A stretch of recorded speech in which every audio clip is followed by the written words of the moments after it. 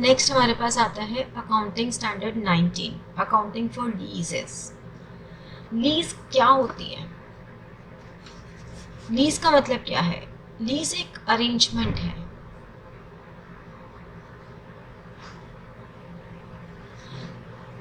by which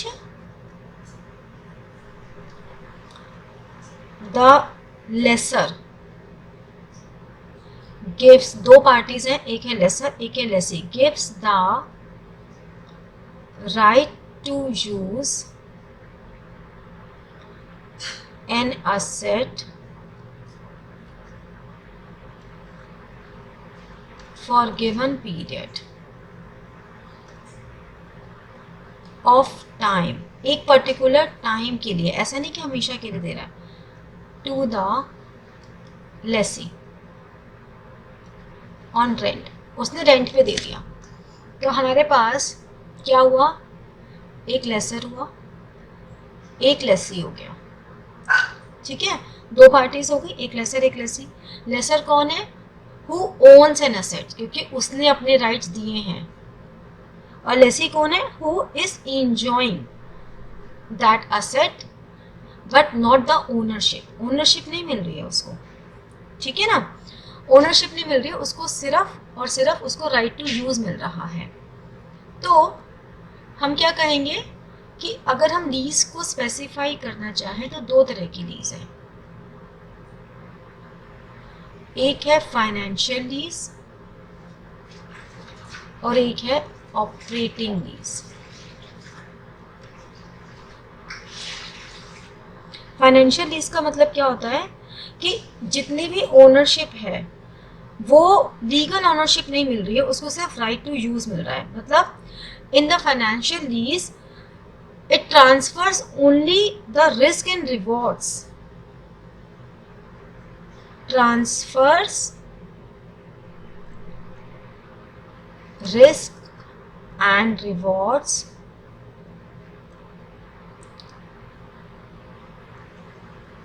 incidental to ownership, ठीक है ना, उनको उस ओनरशिप से रिलेटेड जितने भी रिस्क या रिवॉर्ड्स हैं वो सब उसके हैं, बट नॉट लीगल ओनरशिप, उसको लीगल ओनरशिप नहीं मिल रही है, ठीक है। तो इसमें हमारे पास क्या है कि जो लेसी है उसको ओनरशिप ये हो सकता है कि जब लीज टर्म खत्म हो जाए, जितने साल की भी लीज हमने की है वो लीज टर्म जब खत्म हो जाए उसके बाद उसको ओनरशिप मिल जाए, ठीक है। दूसरी बात ये भी वो कर सकता है कि जब लीज टर्म खत्म हो जाए तो उसको ओनरशिप लेने के लिए कुछ पेमेंट अगर करनी पड़े तो वो पेमेंट देकर भी उस लीज को कन्वर्ट कर सकता है ओनरशिप में। ये भी हो सकता है कि उस एसेट की अगर 10 साल की लाइफ है और उसमें से अगर 8 साल उस टेनेंट ने, जो लेसी है, उसने एंजॉय कर लिया तो भी वो फाइनेंशियल लीज की टर्म में मानी जाती है, ठीक है। तो ये सारे, लेकिन किसी भी फॉर्म में वो उसको मॉडिफिकेशंस के राइट्स नहीं देता। वो ये कहता है कि आपको अगर इसमें कुछ रिपेयर्स एंड मेंटेनेंस करना है तो आप करोगे, लेकिन आप इसमें कोई मॉडिफिकेशंस नहीं करोगे। जब आप इसको वापस करोगे तो जिस फॉर्म में हमने दिया था उसी फॉर्म में वापस करोगे, ठीक है। तो छोटे मोटे रिपेयर तो करवा सकते हैं लेकिन बड़ी मॉडिफिकेशंस नहीं करा सकते कि चलो पूरी कंस्ट्रक्शन ही तोड़ के दूसरी कर ली। जबकि ऑपरेटिंग लीज में क्या होता है? ऑपरेटिंग लीज में डज नॉट ट्रांसफर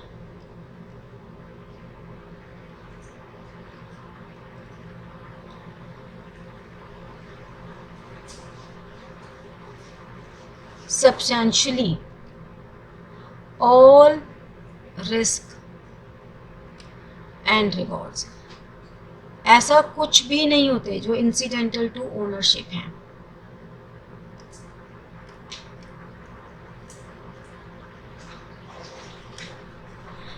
तो ये अकाउंटिंग स्टैंडर्ड अप्लाई हो रहा है ऑपरेटिंग एंड फाइनेंशियल लीज में, लेकिन कोई भी ऐसे जो लीज एग्रीमेंट्स हैं जो नेचुरल रिसोर्सेज हैं, जैसे कि एक्सट्रैक्शन हो गया ऑयल गैस के या मेटल मिनरल राइट्स, वहाँ पर ये अकाउंटिंग स्टैंडर्ड अप्लाई नहीं होता। कोई भी लाइसेंसिंग एग्रीमेंट्स जो कि मोशन पिक्चर्स की होती हैं, जो मूवीज़ वगैरह बनाने की है, वीडियो रिकॉर्डिंग्स हैं, उन पे ये वाला अकाउंटिंग स्टैंडर्ड अप्लाई नहीं होता है, ठीक है ना। या अगर हमने कोई लैंड यूज़ करने के लिए दिया है तो उस पर भी ये अकाउंटिंग स्टैंडर्ड अप्लाई नहीं हो रहा, ठीक है। अब अगर हमें अकाउंटिंग फॉर लीज समझनी है तो हमें कुछ बेसिक टर्मिनोलॉजीज हैं जिनको समझना पड़ेगा। तो हम एक एक टर्मिनोलॉजी की बात करते हैं। जैसे कि पहली टर्मिनोलॉजी है guaranteed residual value. Guaranteed residual value क्या होती है? गारंटीड मतलब वो रेजिडुअल वैल्यू, वो scrap value which is guaranteed at the end of the term. अगर हम लेसी के पॉइंट ऑफ व्यू से सोचें तो लेसी के point of view say that part of residual value which is guaranteed bye और ऑन बिहाफ ऑफ लेसी, जो लेसी ने कहा है कि भाई इतनी वैल्यू तो रहेगी, और लेसर के केस में भी जो कि गारंटी करता है कि इतनी रेजिडुअल वैल्यू तो रहेगी। लेकिन लेसर के केस में थर्ड पार्टी, एक इंडिपेंडेंट पार्टी, ये फिक्स करती है कि इसकी रेजिडुअल वैल्यू कितनी होगी, ठीक है ना। कुछ तो गारंटीड है कि जो फिक्स है और थर्ड पार्टी ने कर दिया, और कुछ होती है अनगारंटीड, मतलब ये हो भी सकती है और नहीं भी हो सकती। गारंटीड तो है ही, अनगारंटीड जो भी हमारी एक्चुअल रेजिडुअल वैल्यू है,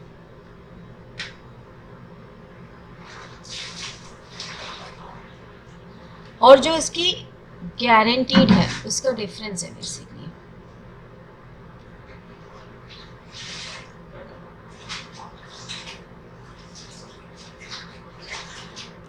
ठीक है, इनका डिफरेंस है अनगारंटीड। तीसरी टर्म हमारे पास है ग्रॉस इन्वेस्टमेंट।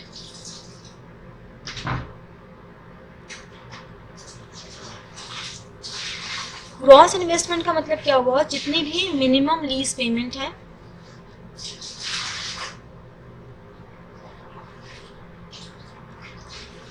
ठीक है ना, लेसर के पॉइंट ऑफ व्यू से जितनी भी मिनिमम लीज पेमेंट, और उसमें हम प्लस कर दें जितनी भी अनगारंटीड रेजिडुअल वैल्यू है,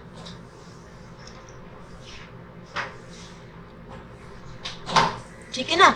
ये सब हम लेसर के पॉइंट ऑफ व्यू से कर रहे हैं, ठीक है। नेक्स्ट टर्म हमारे पास आती है इंटरेस्ट रेट।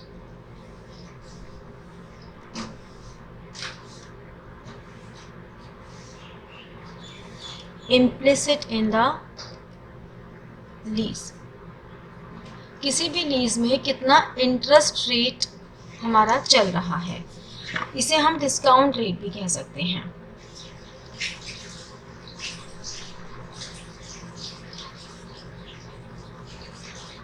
ठीक है।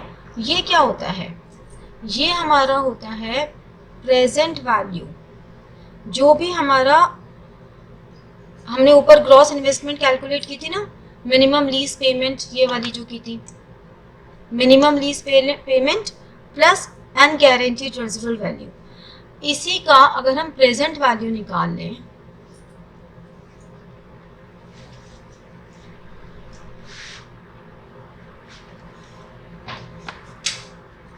ठीक है, तो इसमें हमें एलिमेंट ऑफ इंटरेस्ट मिल जाता है कि ग्रॉस इन्वेस्टमेंट्स कितनी है, प्रेजेंट वैल्यू कितनी है, तो इनका जो डिफरेंस होगा वो हमारे लिए इम्प्लाइड रेट ऑफ इंटरेस्ट मिल जाता है, ठीक है।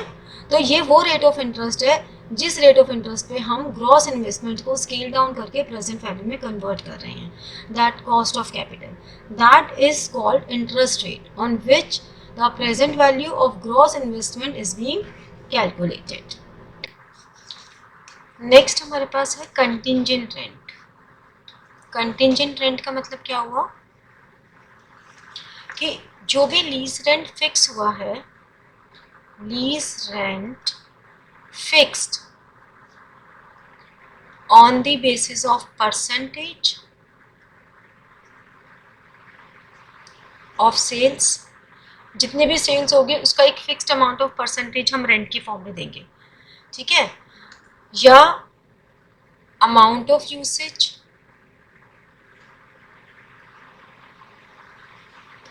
हमने कितना यूज किया है।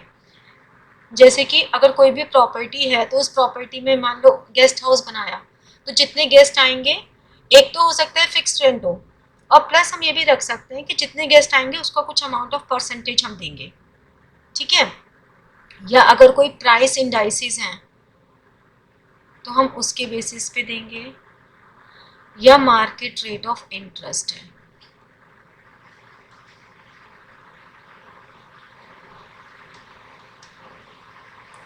इन सब के बेसिस पे जो हम रेंट पे करते हैं that is called contingent rent. Means lease rent आपका एक फिक्स नहीं है, ये सारे फैक्टर्स हैं जिनकी वजह से हमारा लीज रेंट चेंज होता जाएगा, ठीक है। नेक्स्ट हमारे पास आता है टॉपिक MLP, मिनिमम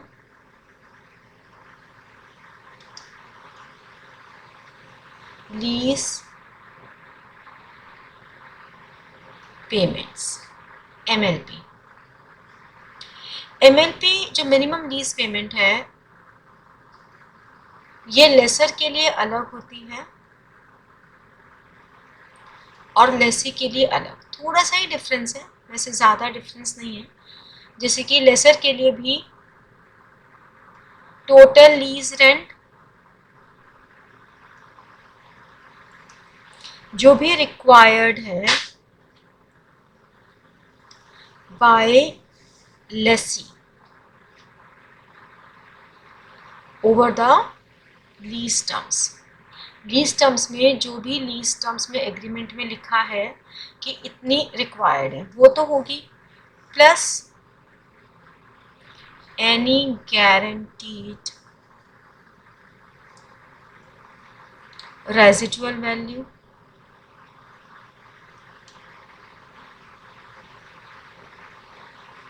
ठीक है, जो भी गारंटीड रेजिडुअल वैल्यू होती है ना बाय और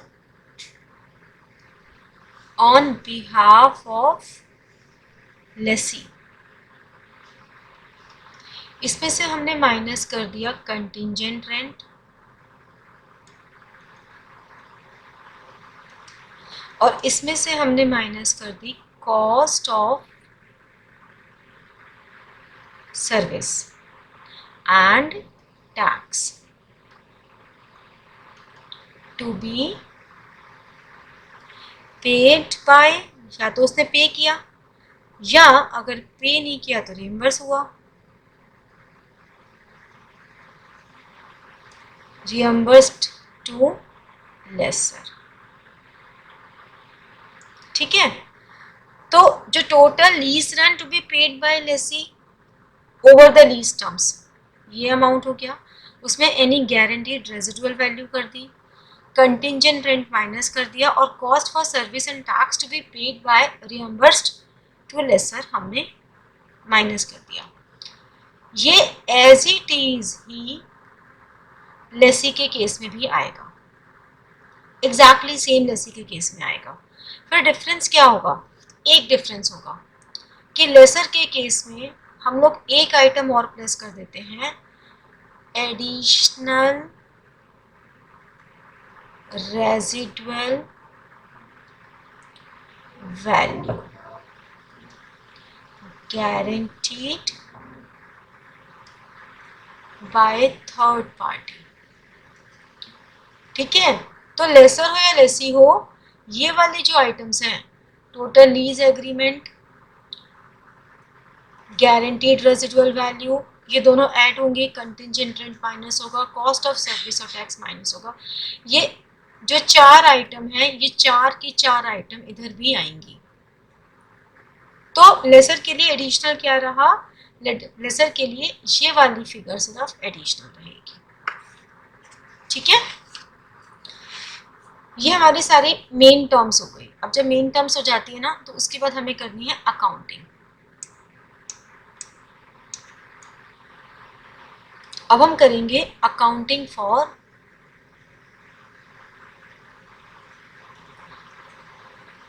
फाइनेंस लीज।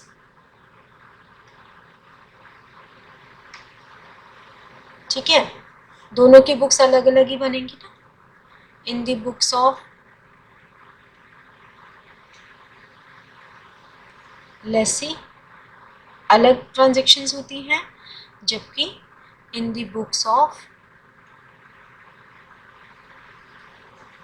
लेसर अलग कहानी चलती है। तो इनकी अलग अलग कहानी क्या चलती है? देखो, जो लेसी की बुक्स हैं उसमें उसके पास ओनरशिप तो आई नहीं है, वो तो लेसर के पास ही है, लेकिन रिस्क एंड रिवॉर्ड किसके पास है? जो लीज्ड एसेट्स हैं वो सारे रिस्क एंड अवार्ड्स हमारे लेसी के पास हैं। ठीक है, तो लेसी अपनी बुक्स में जो लीज्ड एसेट्स है वो उसके लिए एसेट भी है और उसके लिए लायबिलिटी भी है, दोनों चीजें आ रही हैं। तो वो क्या करेगा? वो एंट्री करेगा asset account debited to lease, मतलब ये लायबिलिटी हो गई। ठीक है, इसमें वो ये देखेगा कि जो fair value of leased assets है at the inception of lease, और जो present value of minimum lease payment है, ये दो फिगर्स हमारे पास है ना, इन दोनों फिगर्स में से whichever is lower is to be entered here। तो asset account debit to lease, यहाँ पर लीज एसेट्स जो है वो कैपिटलाइज हो रहा है क्योंकि रिस्क वो ले रहा है, तो रिस्क वो ले रहा है तो उसके लिए असेट्स भी हैं और उसके लिए लायबिलिटी भी है, बिकॉज ओनरशिप नहीं मिली है उसको। ठीक है, तो लेसी अपनी बुक्स में इसका डेप्रिसिएशन भी चार्ज करेगा, जो हमारा अकाउंटिंग स्टैंडर्ड 6 है, अब वो है नहीं आप लोगों के सिलेबस में, लेकिन अकाउंट उसमें वो डेप्रिसिएशन भी चार्ज करेगा। और अगर कोई भी तरह की डायरेक्ट कॉस्ट आती है तो वो भी असेट की कॉस्ट में आएगी। डायरेक्ट कॉस्ट मतलब जैसे कि इंस्टॉलेशन एक्सपेंसेस हो गए, जो भी हम असेट की कॉस्ट में ऐड करते हैं नॉर्मली, वो सब यहाँ पर ऐड होंगे असेट की कॉस्ट में, एज इट इज चलेगा जैसे असेट्स की अकाउंटिंग होती है। कंटिंजेंट रेंट जो भी होगा वो कंटिंजेंट रेंट भी यहाँ पे एक्सपेंस में चार्ज होगा। ठीक है, तो ये तो हो गई कहानी लेसी की। अब हम बात करते हैं लेसर की, कि लेसर की बुक्स में कैसे आएगा। लेसर की बुक्स में हमारे पास एक फिगर आएगी नेट इन्वेस्टमेंट्स। नेट इन्वेस्टमेंट्स का मतलब क्या हुआ?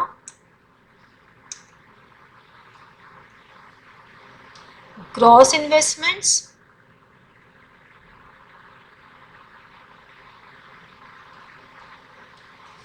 माइनस अनअर्न्ड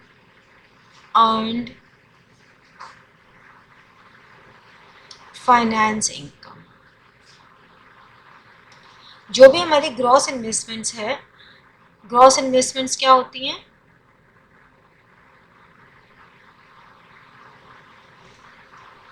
हमने पहले भी किया था, ग्रॉस इन्वेस्टमेंट्स हमारी जो भी मिनिमम लीज पेमेंट है फ्रॉम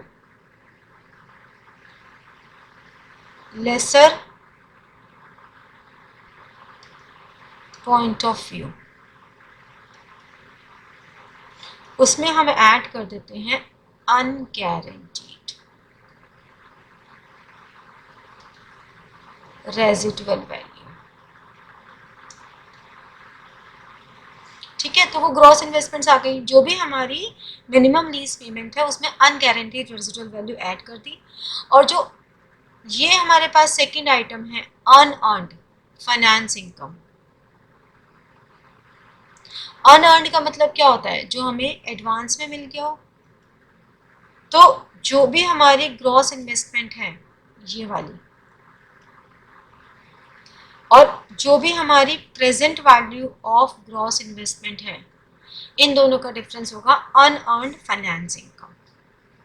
तो ये जो हमारी फाइनेंस इनकम है ये हमारा एक तरह से इंटरेस्ट है, ठीक है, तो it should be treated as income. ये तो इनकम हो गई हमारे लिए, तो इनकम है तो नॉर्मल हमारा प्रॉफिट एंड लॉस में शो कर देंगे, ठीक है ना। जितनी भी हमारी इनिशियली डायरेक्ट कॉस्ट होंगी वो एज एन एक्सपेंस शो होंगी, और उसे हम अपने प्रॉफिट्स की कैलकुलेशन में यूज़ कर लेंगे कि जितनी भी इनडायरेक्ट कॉस्ट है उसको एज एन एक्सपेंस शो करेंगे। कब करेंगे? At the commencement of lease term. Lease term जब स्टार्ट हो रही है तभी, क्योंकि उसके बाद तो वो हो ही नहीं रहे ना, तभी हम उसको एज एन एक्सपेंस शो कर देंगे लीज टर्म की कमेंसमेंट के टाइम, और फिर उसमें प्रॉफिट्स में से एडजस्ट कर देंगे। इसके अलावा कोई भी at the time of commencement of lease किसी भी तरह का कमीशन, लीगल फीस या कोई भी कॉस्ट लग रही है जो हम डायरेक्टली उस लीज को एट्रीब्यूट कर सकते हैं, उन सबको हम डायरेक्ट कॉस्ट में इंक्लूड कर लेंगे। कोई भी लेकिन अगर एडमिनिस्ट्रेटिव ओवरहेड्स या मार्केटिंग ओवरहेड्स या कुछ इस तरह के एक्सपेंसेस हैं तो वो जनरल ओवरहेड्स की कैटेगरी में आते हैं, उसे हम यहाँ पे शो नहीं करते, ठीक है। Got this point. नेक्स्ट हमारे पास आती है accounting for operating lease.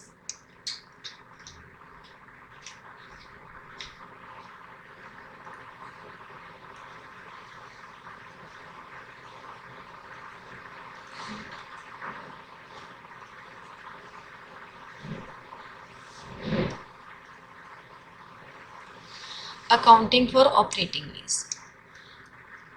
Operating lease में भी बुक्स तो दोनों की मेंटेन होंगी,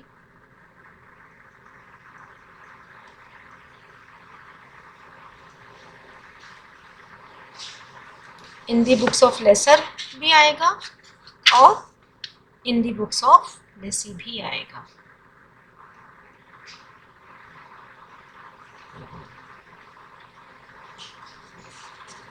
ठीक है, जब हम लेसर की बुक्स की बात कर रहे हैं तो उस केस में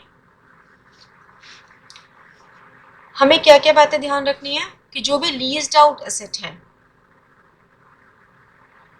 अब यहाँ पे तो क्या हो रहा है ऑपरेटिंग लीज में, आपको रिस्क एंड रिवॉर्ड भी ट्रांसफर नहीं हो रहे, मतलब रिस्क एंड रिवॉर्ड भी हमारे पास लेसर के पास ही हैं। तो जो लीज्ड आउट एसेट है वो फिक्स्ड एसेट होगी, हमारा डेप्रिसिएशन भी चार्ज होगा जो हमारा अकाउंटिंग स्टैंडर्ड 10 है प्रॉपर्टी प्लांट एंड इक्विपमेंट में। तो जो हमारा अकाउंटिंग स्टैंडर्ड 10 हमारे प्रॉपर्टी प्लांट एंड इक्विपमेंट के बारे में जो भी रूल्स रेगुलेशंस बता रहा है वो सारे ही नॉर्म्स यहाँ पर भी फॉलो होंगे, ठीक है। फिर हमारी जो लीज इनकम आ रही है,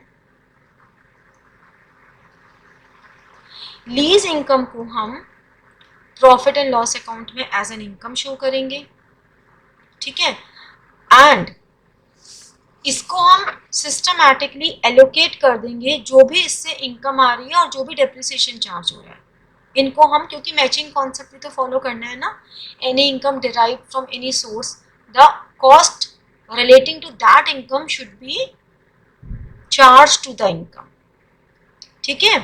और अगर उस असेट को मेंटेन करने में कोई दूसरी तरह की कॉस्ट लग रही है, ठीक है, हमने उसको रेगुलर रिपेयर करवाया या कुछ भी एक्सपेंसेस किए, तो वो नॉर्मल एक्सपेंस के जैसे ट्रीट होंगे, ठीक है।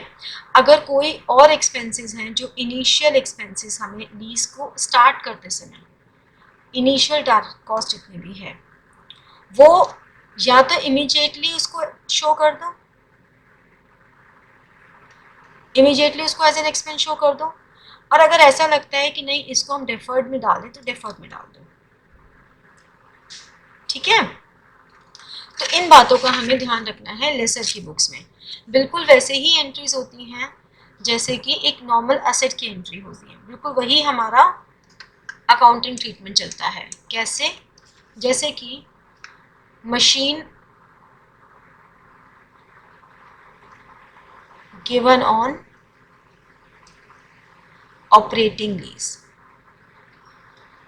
अकाउंट डेबिट किया, to purchase.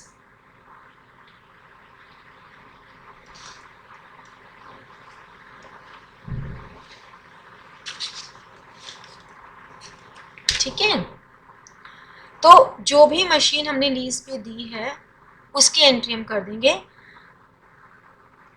Machine given on operating lease to purchase. जब भी हमारा लीज एग्रीमेंट ड्यू होगा, रेंट ड्यू होगा sorry, on becoming lease rent due, तो जब भी लीज रेंट ड्यू होगा तो लेसी हमारा डेटर बन गया टू लीज रेंट, और रिसीव होगा तो क्या करेंगे, bank account debited to lessee. ठीक है ना, यहाँ पे वो हमारा डेटर बन गया, यहाँ पे वो हमारा डेटर ने पेमेंट कर दी तो पेमेंट रिसीव्ड हो गई। ठीक है, और उसके बाद ये जितना भी रेंट हमें मिला है ये रेंट हमारा प्रॉफिट एंड लॉस में चार्ज होगा। ये जो लीज रेंट हमने क्रेडिट किया था उसे डेबिट कर देंगे और उसे प्रॉफिट एंड लॉस अकाउंट में चार्ज कर देंगे, जितना हम करंट ईयर में इनकम ट्रीट कर रहे हैं। अगर हमें कोई फंड बनाने की ज़रूरत है तो हम लीज इक्वलाइजेशन फंड भी इसी पैसे से बनाएंगे। जो भी स्पेसिफिक इनकम होती है उसी स्पेसिफिक इनकम से वो फंड हम तैयार करते हैं। डेप्रिसिएशन जैसे किसी एसेट पे चार्ज करते हैं बिल्कुल वैसे ही चार्ज करेंगे। कोई नई कहानी नहीं आ गई है, तो ऐसा नहीं है कि लीज हो गया तो कुछ कहानी बदल जाएगी। नॉर्मल एसेट्स की अकाउंटिंग है, बिल्कुल नॉर्मल, बस लिखने का तरीका चेंज हो गया। पहले हम मशीन अकाउंट लिखते थे, अब हम लिख देंगे machine given on operating lease, बस इतना ही फर्क है। और इस डेप्रिसिएशन को हम पहले भी प्रॉफिट एंड लॉस अकाउंट में ट्रांसफर करते आए हैं। तो ये तो आप लोग बहुत बचपन से पढ़ते आ रहे हो, जब से कॉमर्स पढ़ रहे हो तब से ये सब चीज़ें आप करते आ रहे हो, नथिंग न्यू इन दिस। ठीक है, वही सब पुरानी बातें हैं, बस बोलने का अंदाज बदल गया। तो अंदाज ही बदला है, आपका एंट्रीज में कोई चेंज नहीं है। अब लेसी के लिए क्या हो रहा है, लेसी के लिए सब कुछ एक्सपेंस है, वो कोई डेप्रिसिएशन नहीं लगाने वाला, उसको डेप्रिसिएशन से कोई मतलब नहीं है। उसने सिंपली लीज रेंट पे करना है। किसको पे करना है, लेसर को पे करना है।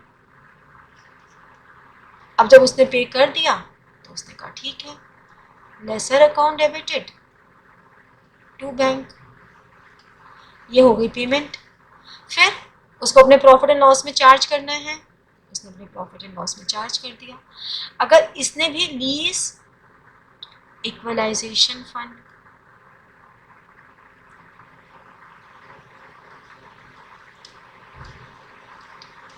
तो लीज रेंट,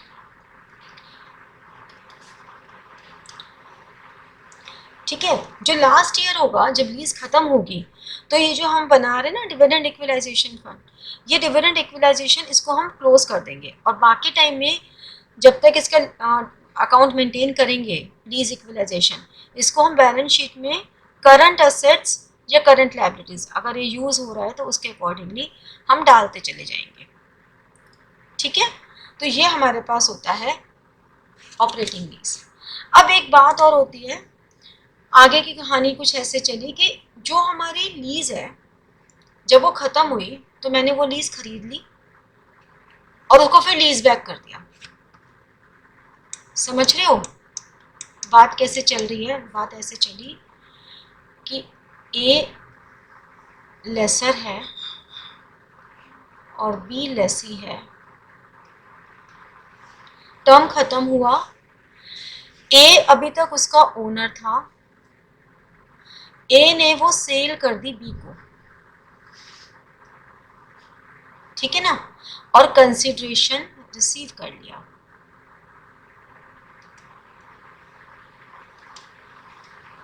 ए ने वो as it is property B को सेल कर दी और जो भी सेल करके प्रॉफिट लॉस हुआ उस प्रॉफिट लॉस के नॉर्मल एसेट्स की फॉर्म में एंट्री कर दी जैसे कि हम करते हैं, और कंसिडरेशन रिसीव कर लिया और उसके बाद वापस से लीज बैक हो गई।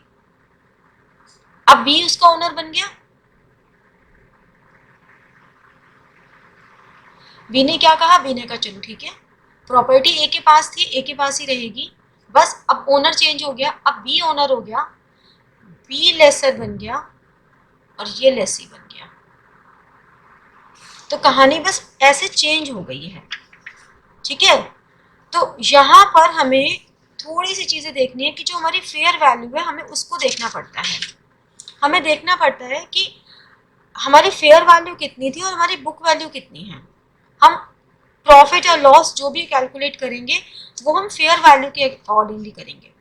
मतलब हम क्या देखेंगे, हम ये देखते हैं कि अगर जो कैरिंग अमाउंट है वो लेस देन है सेल्स वैल्यू से, तो हम इसको प्रॉफिट एज्यूम करते हैं। अगर तो कैरिंग अमाउंट मोर देन है सेल्स वैल्यू से, तो हम इसे लॉस ट्रीट करते हैं, ठीक है। और लॉस भी किस तरह से ट्रीट करेंगे कि इमीडिएट लॉस है ये,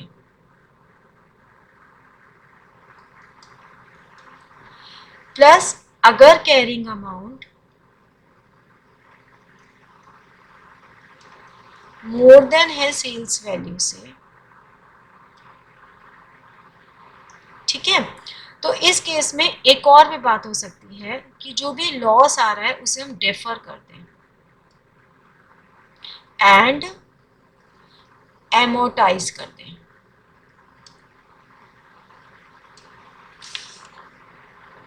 ठीक है। ये तो सेल्स वैल्यू और कैरिंग अमाउंट का रिलेशन हो गया। अब हमारे पास एक और भी रिलेशन आता है कि अगर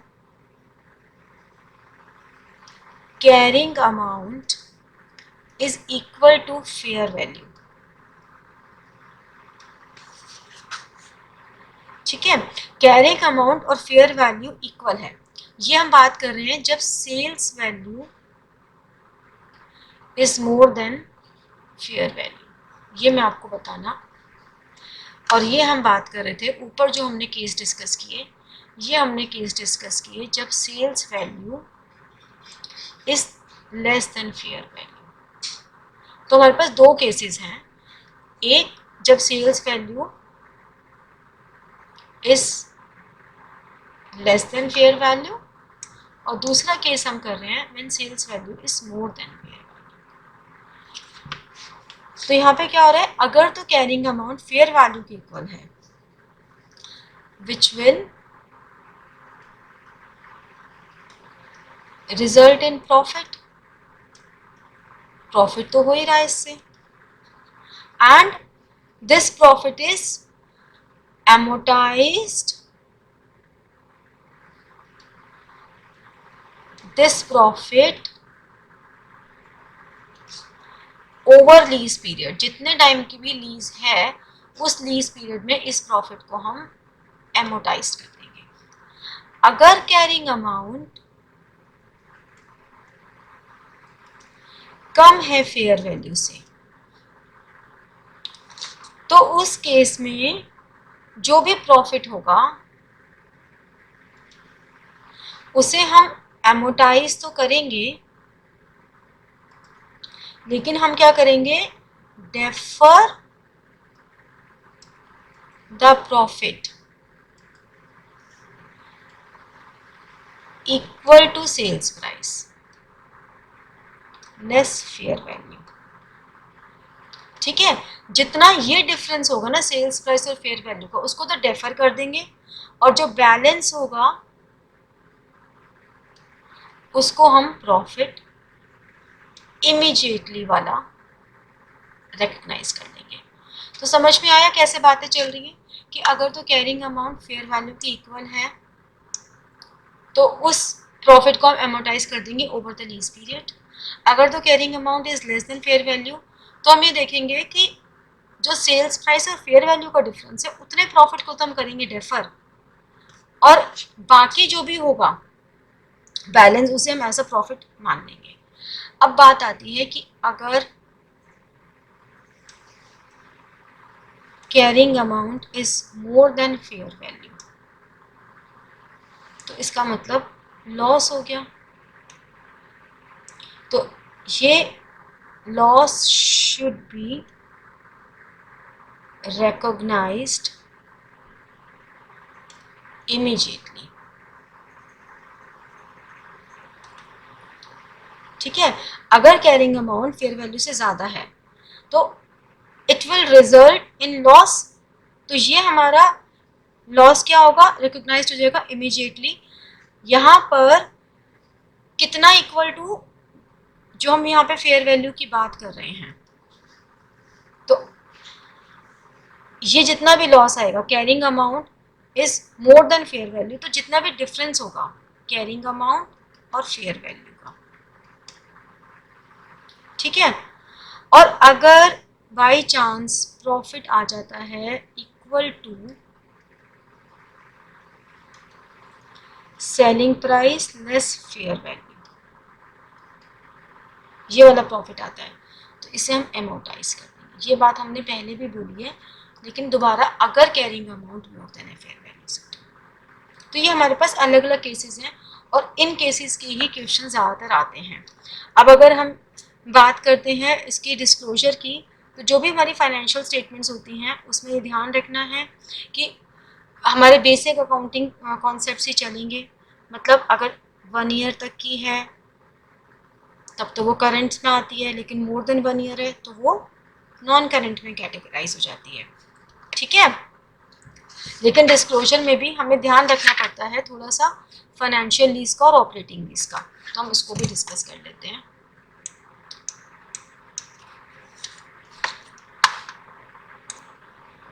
जो हमारी ऑपरेटिंग लीज होती है इसमें हमारी इम्पोर्टेंस होती है जो हमारे पास फ्यूचर लीज पेमेंट्स हम करने वाले हैं, ठीक है।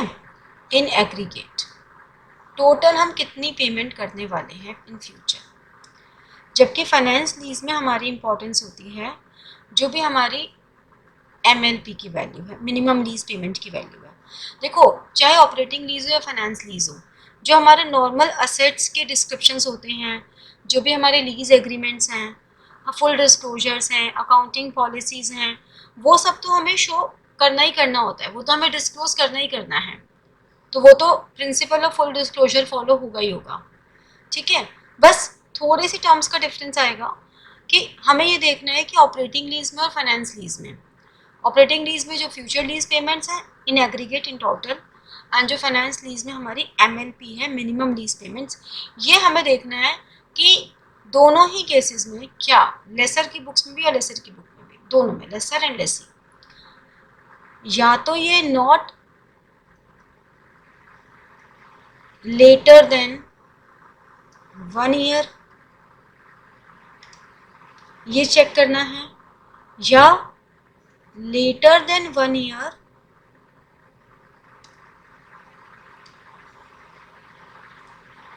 but and not later than 5 years, और या फिर later than 5 years।